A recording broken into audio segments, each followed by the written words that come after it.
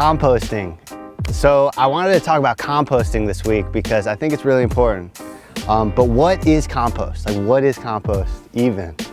It's organic matter. So what is organic matter? It's like vegetation. It's something that was once living that dies and breaks down through decomposers, and all sorts of microbes break it down over time, and then that becomes compost.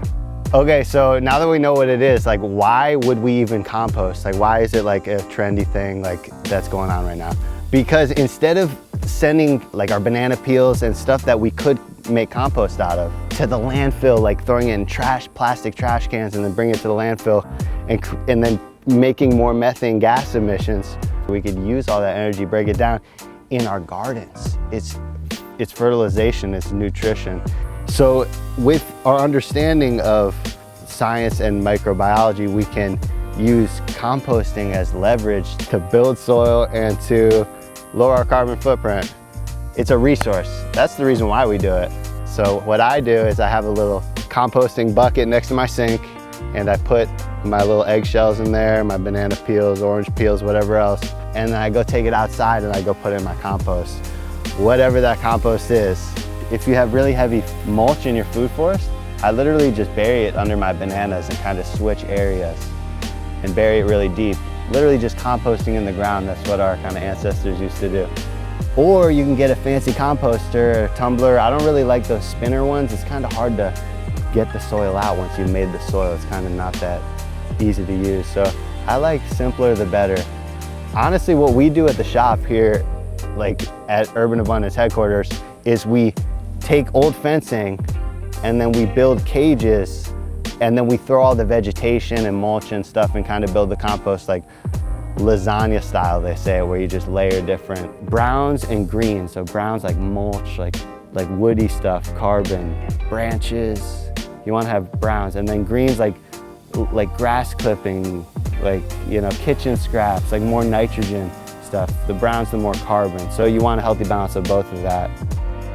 This compost pile is going to be a living, breathing, microbial like soup that you're going to feed your soil one day once it breaks down into really good compost.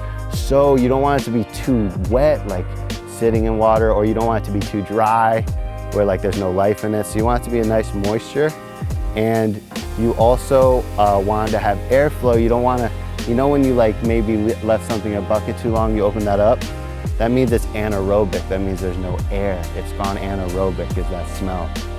And you prevent that by, you know, poking holes in your bin. What we do is, with this fencing, there's so much airflow, we don't even worry about it. It breaks down really quick. So you need oxygen and water.